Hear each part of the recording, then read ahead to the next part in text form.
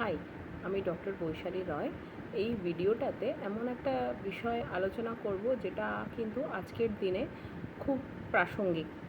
আজকালকার দিনে আমরা যারা বাবা মা তারা প্রায় সবাই বাইরে বেরোই কাজের জন্য, খুব ব্যস্ত থাকি সারাদিন। আমরা বাচ্চাদের অত সময় দিতে সময় পাই না এবং আমরা মনে করি যে মোটামুটি স্কুলের গণ্ডি পেরিয়ে যখন তারা কলেজে যায় তখন তাদের আর আমাদের সান্নিধ্যের অত প্রয়োজন হয় না।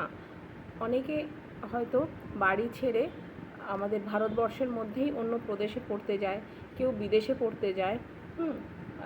সব সময় কিন্তু বাবা মাকে যে মানে ফিজিক্যালি থেকে সামনাসামনি থেকে তাকে সঙ্গ দিতে হবে এমনও কথা নেই।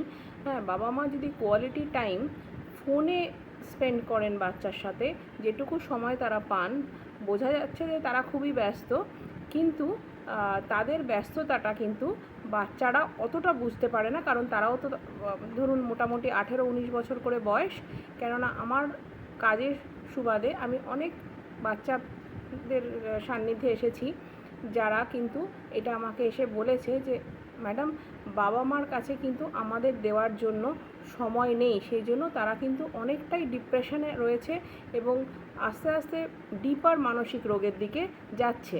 তার দরুন কি হচ্ছে, তাদের কিন্তু অ্যালকোহলের নেশা, স্মোকিংয়ের নেশা এবং অন্যান্য নানান রকমের নেশা কিন্তু তারা আসক্ত হয়ে পড়ছে। হ্যাঁ, সুতরাং আমাদের কিন্তু বাবা মাদের উচিত যে বাচ্চার সাথে কিন্তু রেগুলার বেসিসে কোয়ালিটি টাইম স্পেন্ড করা। সেটা ফিজিক্যালি সামনাসামনি থেকে হতে পারে, সেটা ওভার দ্য ফোন হতে পারে, ভিডিও কলে হতে পারে, স্কাইপেতে হতে পারে, যে কোনোভাবেই হোক তাদের সাথে কিন্তু আমাদের বাবা মাদের যোগাযোগ রাখাটা প্রচণ্ডভাবে দরকার। হ্যাঁ, না হলে কিন্তু আমাদের সমাজ মানে যেদিকে যাচ্ছে তাতে কিন্তু বাচ্চারা ক্ষতিগ্রস্ত হবে এবং আমরাই কিন্তু তার যে ফলাফল সেটা ভবিষ্যতে ভোগ করব।